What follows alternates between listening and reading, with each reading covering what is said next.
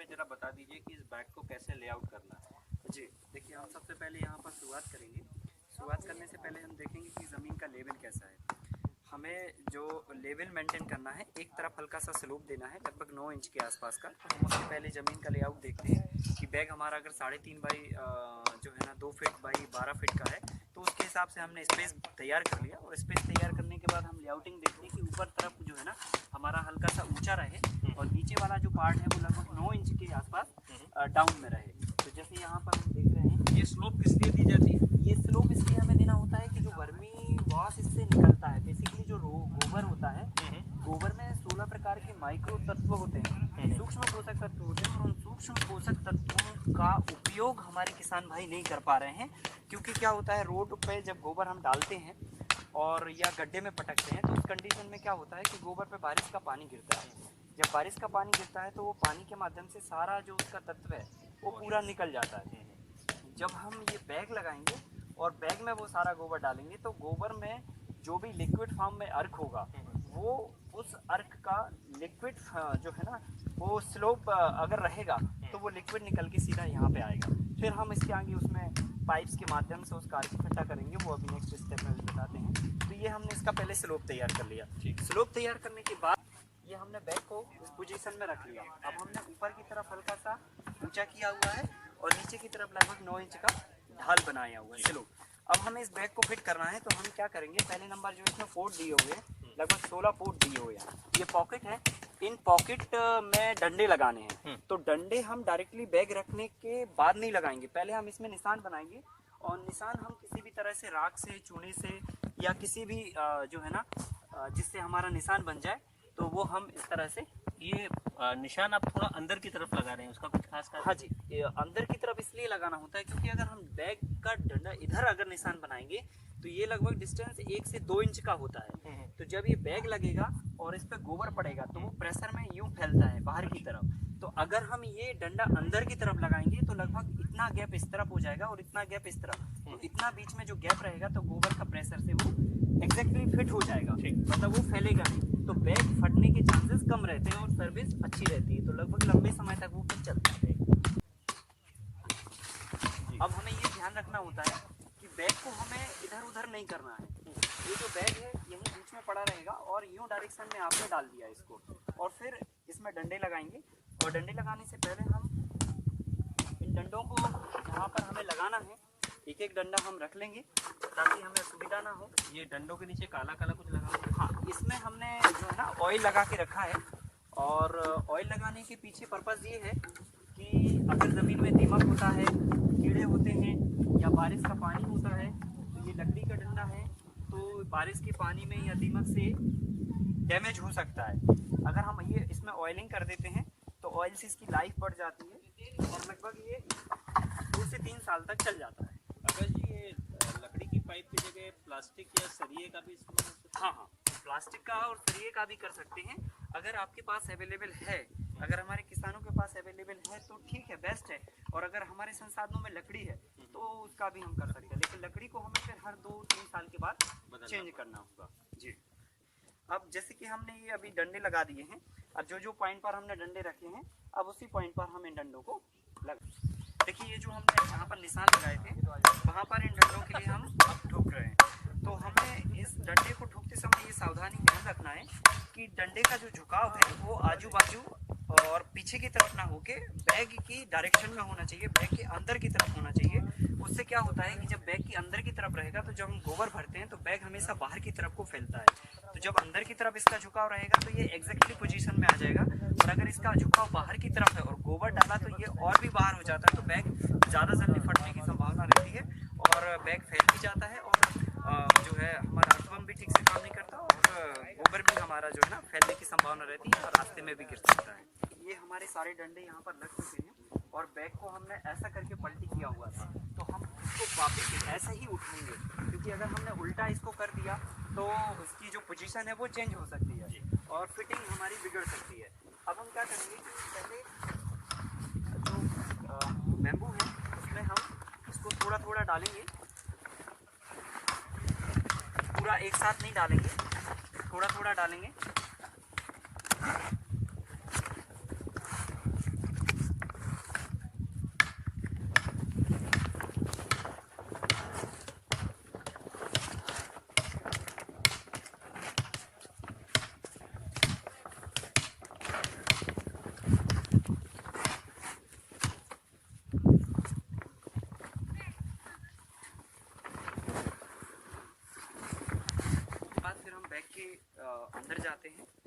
फिर पैर से और हाथों से इसको नीचे की तरफ दबा दें ताकि इसकी प्रॉपर फिटिंग आ जाए। चारों कोनों में इस तरह से दबाएंगे और दबाने के बाद जो है ना हम देखेंगे कि कहाँ ऊंचा है कहाँ नीचा है।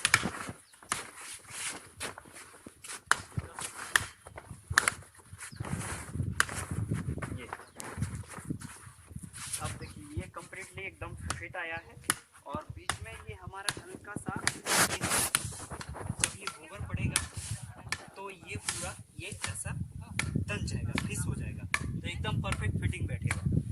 अब ये पूरा इस तरह से कंप्लीट हो गया। अब हम इसमें जो स्लोप हमने दिया है उसके लिए हम यहाँ पर जाली लगाएंगे।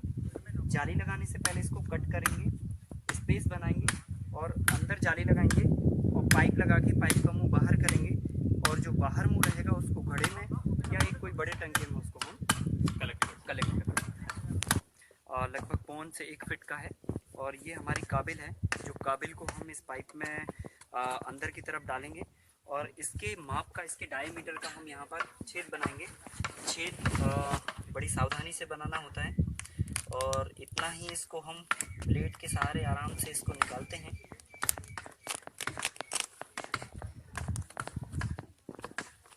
कि ये ज़्यादा पाइप के डायमीटर से ज़्यादा ना हो जाए और कम भी ना रहे कि बहुत ज़्यादा टाइट जाए, लेकिन इतना कम रखना होता है कि ये एकदम टाइट जाना चाहिए।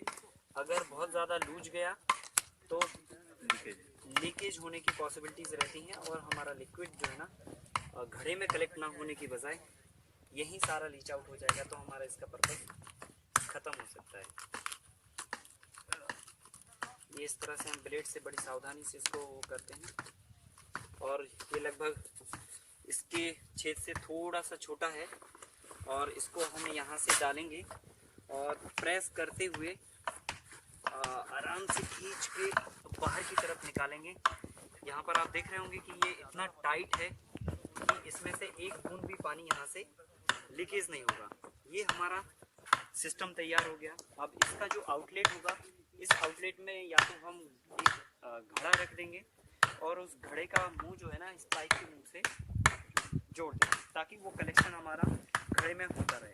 यहाँ पर आप देख रहे होंगे इसके बाद का जो स्टेप है, इसमें हम हल्का सा जो गाय भूसा नहीं खाती या जो हमारा वेस्ट होता है उस भूसे को हम सरफेस पर डालते हैं थोड़ी थोड़ी सी, लगभग सतह ढकने के लिए। ये किस लिए डाला जाता है? ये बेसिकली इसलिए हम डालते हैं क्योंकि क्या होता है जब हम गोबर डालेंगे, हमने स्लोप तो बनाया है 9 इंच का, लेकिन कई जगह ज़मीन का भी हो सकता है 1 इंच कहीं पर ऊंचा हो जाए या नीचा हो जाए, तो उस कंडीशन में जब हम ये भूसा डालते हैं तो गोबर डालने के बाद जब नीचे भूसा रहेगा तो उस भूसे के सहारे जो हमारा लिक्विड है वो सीख करके वो वहाँ तक पहुँचेगा, एंडिंग पॉइंट तक। तो ये इसलिए हमें डालना होता है। फिर यहाँ पर हम देख रहे हैं ये हमने भूसा डालने के बाद जो है ना जस्ट इसमें गोबर डाला हुआ है। गोबर गाय का, बैल का, भैंस का, किसी भी जानवर का हो सकता है। शर्त यह है कि गोबर हमें ठंडा इसमें डालना है। अगर गोबर इनकेस गर्म है तो हमें गोबर डालने के बाद इसमें हम पानी डालेंगे।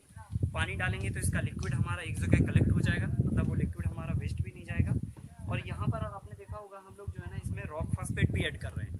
तो बेसिकली जब हम गोबर डालते हैं तो लगभग 75:25 के रेशो से हम इसमें गोबर और रॉक फॉस्फेट का कॉम्बिनेशन रखते हैं। लगभग 75% के आसपास गोबर और 25% के आसपास रॉक फॉस्फेट इसमें बराबर मात्रा में इसको मिला के और इसको हमने पूरा तरीके से भरा हुआ है। बैग भरते समय सावधानी हमें ये रखनी है कि बैग हमारा पूरा टॉप तक नहीं होना चाहिए। अगर बैग टॉप तक है तो डंडे जो है ना हमारे फैलने के चांसेस रहते हैं, इसलिए हम इसको थोड़ा सा नीचे रखते हैं। और एरिएशन के लिए यहाँ पर प्रॉपर ये जाली लगी हुई है, तो हम यहाँ तक बैग को आधे से थोड़ा सा ऊपर तक रखते हैं। और डंडे जो हमने ठोके हुए हैं यहाँ पर आपने देखा होगा ये यहाँ तक डंडा हमारा यहाँ तक है और ये बैग ऊपर तक है। अगर डंडे को हमने पूरा यहाँ तक लिया होता तो गोबर भरने पर ये प्रेशर यहाँ पर पड़ता है तो यहाँ से सिलाई उखड़ने की संभावना रहती है, तो बैग हमारा कम समय तक चलेगा।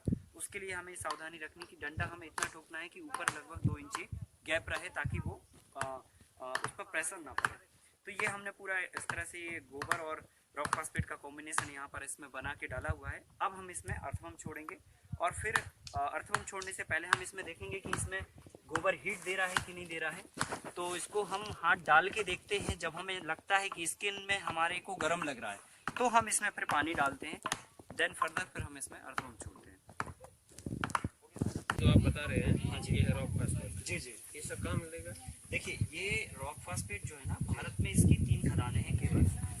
पहला तो उदयपुर राजस्थान में, दूसरा मध्य प्रदेश सागर डिस्ट्रिक्ट में, और एक अपने वेस्ट बंगाल में। ऐसे 3 रॉक फास्फेट की माइंस हैं। तो वहाँ से हम परचेज कर सकते हैं, माइन से हम खरीद सकते हैं, और या फिर जो माइन से खरीदने के बाद जो बायर्स होते हैं जो इसको मैश करके और मतलब जो है ना बेचते हैं, हम उनसे भी ये ले सकते हैं। और इसमें ग्रेड का थोड़ा सा रहता है, 18 से 25% ग्रेड का फॉस्फेट होता है। तो अलग अलग ग्रेड के हिसाब से हमें इसकी मात्रा निर्धारित करनी होती है। अगर हमारा 32% हाई ग्रेड का फॉस्फेट है तो हमें मात्रा उसकी कम लेनी होगी, और अगर हमारा मिनिमम लो परसेंट का है, 18 to 24% का है, तो हमें मात्रा उसकी ज़्यादा लेनी होती है। अब परसेंटेज में क्या होता है, जो स्टैंडर्ड परसेंटेज है वो लगभग आपका 22 से 24% का रॉक फॉस्फेट होना चाहिए, तब हम उसको 25% और 75% के रेशो से मिलाएंगे। तो जो हमारा खाद तैयार होगा वो जस्ट लाइक डीएपी तैयार होगा। उसमें फिर हमें डीएपी डालने की ज़रूरत नहीं होगी, क्योंकि इसमें जो ऑलरेडी फॉस्फोरस तत्व है वो गोबर के साथ और केचुए के साथ 60 दिन की प्रोसेस में जो है ना एक बढ़िया खाद जो है ना फॉस्फेटिक खाद बन जाएगी, और वो जब आप खेत में डालोगे तो फास्फोरस की पूरा करेगी। तो डीएपी में यही डालते हैं क्या? जी जी। इंडिया में 36 लाख मेट्रिक टन की रिक्वायरमेंट है पूरे भारत में, चाहे डीएपी के रूप में ले लीजिए, या एसएसपी सिंगल सुपर फॉस्फेट के रूप में ले लीजिए, या फिर नॉन एसिडिक फर्टिलाइजर के रूप में ले लीजिए, या फिर एनपीके के रूप में ले लीजिए। सभी मिला के पूरा कंजप्शन जो है ना 36 लाख मेट्रिक टन का है, जिसमें से हमारे देश में 14 लाख मेट्रिक टन का ही प्रोडक्शन है, बाकी पूरा इजिप्ट से और जॉर्डन से बाहर से आता है। तो जो डीएपी का रॉ मटेरियल होता है या सिंगल सुपर फॉस्फेट का रॉ मटेरियल होता है वो रॉक फॉस्फेट ही होता है। तो इसी से डीएपी बनता है, इसी से सिंगल सुपर फॉस्फेट बनता है, इसी से एनपीके बनता है, और इसी से ये हम जैविक में ये खाद बना रहे हैं। तो कई लोग ऐसे प्रश्न नहीं करेंगे कि भाई जो डीएपी में मिलावट करते हैं वो आप नहीं किए? नहीं, देखिए डीएपी में रॉक फॉस्फेट लेते हैं और उसको सल्फ्यूरिक एसिड से ट्रीटेड करते हैं। जब सल्फ्यूरिक एसिड इसमें आ जाता है तो वो केमिकल हो जाता है, और जब वो केमिकल प्लस ये रॉक फॉस्फेट आप ज़मीन को देते हैं तो केमिकल की मात्रा ज़मीन में जाती है, और वो केमिकल ज़मीन को हानिकारक होता है। हम इसमें क्या कर रहे हैं, सीधा मिनरल से ये खदान से निकला और हमने गोबर में मिला दिया। गोबर में जो एसिडिटी अवेलेबल है या अर्थवर्म की बॉडी से जो एंजाइम और एसिड निकल रहा है उससे इसकी सॉल्युबिलिटी बन जाएगी, तो हमें सल्फ्यूरिक एसिड की ज़रूरत नहीं पड़ेगी। तो बेसिकली जो डीएपी काम करेगा वही ये काम करेगा। अब जैसे सर मैं आपको ये पूछना चाहता हूँ, हाँ जी, कि लोग गोबर की खाद तो बनाते ही हैं, ठीक है, लेकिन ये डालने की वजह क्या है देखिए क्या होता है और इससे क्या फायदा होगा? हाँ जी, देखो गोबर की खाद आप बना रहे हो, ठीक है, गोबर की खाद से संपूर्ण पोषक तत्व मिट्टी को नहीं मिलता है। मिट्टी को बराबर मात्रा में फास्फोरस चाहिए, नाइट्रोजन चाहिए, पोटास चाहिए और सूक्ष्म पोषक तत्व चाहिए। तो गोबर में उपस्थित सूक्ष्म पोषक तत्व और मेजर तत्व से मिट्टी को थोड़ी मात्रा में भोजन मिलता है, लेकिन जितना उसको चाहिए उतना नहीं मिलता। तो इसलिए हम लोग डीएपी डालते हैं, अलग से यूरिया डालते हैं और पोटास डालते हैं। तो डीएपी ना डालना पड़े उसकी बदौलत हम ये डालेंगे जब, तो गोबर के साथ जब हम ये मिलाएंगे तो इससे फास्फोरस भी मिलेगा, मतलब डीएपी भी नहीं डालना पड़ेगा, गोबर की खाद भी अलग से नहीं डालना पड़ेगी, वर्मी कंपोस्ट भी अलग से नहीं डालना पड़ेगी, मतलब एक ही खाद में पूरा खादों का समन्वयक रहेगा। मतलब एक खाद डालने से सारे तत्वों की कमी पूरी हो जाएगी। इसलिए हम इसको गोबर के साथ में मिला के और वर्मी कंपोस्ट के साथ बना के खेतों में डालते हैं। ठीक है, जो है ना अर्थवर्म डाल दी है, और अर्थवर्म डालने से पहले हमने इसको देखा है कि ये गर्म तो नहीं है गोबर, और ये गोबर हीट मार रहा था, तो इसमें हमने जो है ना हल्का सा पानी डाला। पानी डालने से इसकी गर्मी जो है ना नीचे बैठ गई, और गर्मी सारी हमारी जो है ना इस पाइपलाइन के माध्यम से इसमें पाइप में आ गई। फिर हमने इसमें केंचुए छोड़े हुए, और केंचुए छोड़ने के बाद हम इसमें तांत पट्टी से पूरी से इसको ढक रहे हैं। सर एक बैग में कितने केंचुए की मात्रा? इसमें लगभग 5 किलो हमें केंचुआ छोड़ना होता है एक बैग में। अगर हमारे पास ज़्यादा है तो ज़्यादा भी डाल सकते हैं, ज़्यादा डालने से खाद थोड़ा सा और जल्दी बन जाएगा, है ना। और जैसे इनकी संख्या बढ़ती जाएगी तो ये खाद का जो प्रोसेस है 3 महीने की बजाय 2.5 पे, 2 पे, 1 पे ऐसे करके वो आ जाएगा, है ना। तो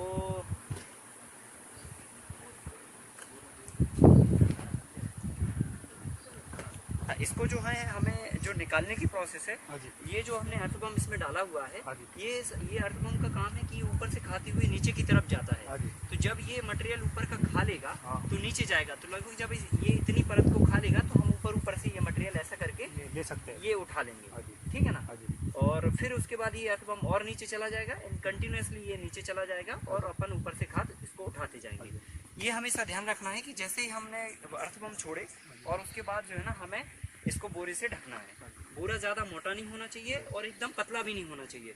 बोरा ढकने के बाद हम इस पे हल्का सा पानी छीटेंगे ताकि ये प्रॉपर नमी इसकी बनी रहे। प्रतिदिन पानी में भीगा नमी रहनी इसका पानी का ऐसा है कि अगर ठंडी का मौसम है तो सप्ताह में 2 या 3 दिन देना है, और अगर गर्मी का मौसम है तो हर रोज देना है, और अगर बरसात का मौसम है तो मॉइस्चर ऑलरेडी रहता है तो बरसात में हमें देने की ज़रूरत नहीं है। ठीक है। इसके बाद जो है ना हमें इसको बेड पर धूप में नहीं रखना है। जैसे कि अभी हम लोग यहाँ पर लगाए हुए हैं ये बैग, इसके ऊपर हमें छाया बनानी है। तो छाया बनाने के लिए जैसे हम ये शेड बना रहे हैं तो शेड के साथ जो हमने ये गैप रखा हुआ है, इसी गैप में हम अपनी कोई भी वेजिटेबल लाइक लौकी, गिलकी, करेला, तोरई, जो बेल वाली सब्जियां हैं वो हम लगाएंगे तो ऊपर हमारी शेड पर सब्जियां हो जाएंगी। तो ठंड और गर्मी के लिए छाया करेंगे वो। बरसात में भी छाया करेंगे, लेकिन बरसात में पानी हमारे इस बैग पे गिरेगा। तो हाँ, तो ऊपर हमें त्रिपाल ना डाल के, क्योंकि ऊपर त्रिपाल डालेंगे तो हमारी सब्जी फलना बंद हो जाएगी। तो हमें क्या करना है कि ये टनल शेप में या तो बैम्बू या लोहे की रॉड लेके उसका यहाँ पर ऐसा टनल बनाना है, और हर 4-4 फीट के अंतर से टनल बना के और उसके ऊपर हम फिर बरसाती डाल देंगे ताकि ऊपर हमारी सब्जी फलती रहे और बरसाती से इसमें पानी अंदर ना जाए और केंचुए हमारे सही तरीके से काम करें। ये देखिए, जैसे कि हम लोगों ने ये पाइपलाइन के अंडरग्राउंड फिटिंग की हुई है, तो यहाँ पर बैग्स आपको दिख रहे हैं बिल्कुल के आसपास, ये सारे बैग्स का कलेक्शन एक दूसरे से ज्वाइंट किया हुआ है, और ज्वाइंट करने के बाद एक लिए 2000 लीटर की हमने टंकी लगाई हुई है। इसमें ये सारा वर्मी वॉश और गोबर का अर्क इकट्ठा हुआ। ये वर्मी वॉश और गोबर जो है ना दुनिया का सबसे बड़ा टॉनिक है। इसमें 22 प्रकार के एंजाइम, 16 प्रकार के माइक्रो तत्व और 3 प्रकार के मेजर तत्व, 5 प्रकार की एसिड्स होती है। और ये पूरा कहने चाहिए this is the complete diet and whole diet of soil. संपूर्ण भोजन है ये पौधे का।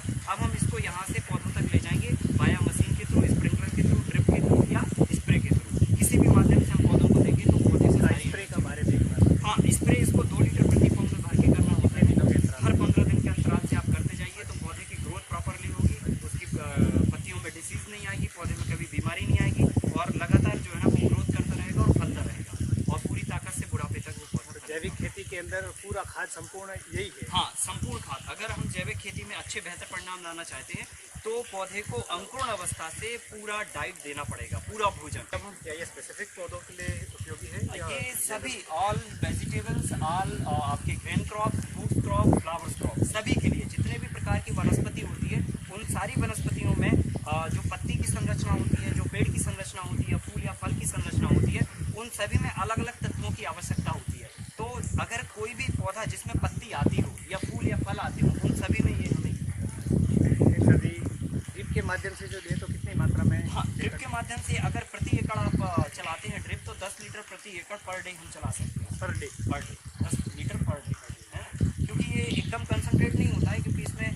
साथ में मॉइस्चर पानी भी होता है, तो उसकी वजह से ये डाइल्यूट हो जाता है। तो हम 10 लीटर प्रति एकड़ के हिसाब से पर डे ड्रिप। इसमें क्योंकि कार्बन भी बहुत अधिक मात्रा में होता है, तो जब हम ये देते हैं तो आपका पीएच ऑटोमेटिकली मेंटेन हो जाता है और सारे तत्व भी मिलते हैं। तो हमें फिर ये सोचने की ज़रूरत नहीं होती है कि मृदा का टेस्ट कराएं और फिर इसमें हम वो चीज़ें डालें जो मतलब कम है या जो ज़्यादा हैं उनको मतलब ना डालें। तो इससे जब हम कार्बन देते हैं तो जो ज़्यादा होता है वो ऑटोमेटिकली बैलेंस हो जाता है और जो कम होता है वो भी ऑटोमेटिकली बैलेंस। ठीक है। और बोरी क्योंकि हमेशा भीगी रहेगी तो इसके नीचे जो अपना कंपोस्ट तैयार हो रहा है ऊपर का, तो वो भी सूखा, वो गीला गीला ही तत्व में मिलेगा। हाँ, मॉइस्चर रहेगा ऑलरेडी उसमें 25% के आसपास मॉइस्चर रहेगा, और वो उतना होना भी चाहिए। अगर उससे कम मॉइस्चर रहा तो उसके अंदर जो बैक्टीरियल एक्टिविटी हुई है वो डैमेज हो सकती है। तो मॉइस्चर 15 to 25% हमको रखना ही रखना। एकदम ड्राई होगा तो उसके कपूंस भी रहते हैं। डाउन हो जाता है, ठंडी ज़्यादा पड़ती है तो ठंडी से तो कोई नहीं, पूरा ढका हुआ है तो इससे कोई दिक्कत नहीं। और हम ये साइड से भी अभी चारों तरफ से भी वो करेंगे ना, ग्रीन नेट लगाएंगे या टाट की पट्टी लगाएंगे, तो उससे जो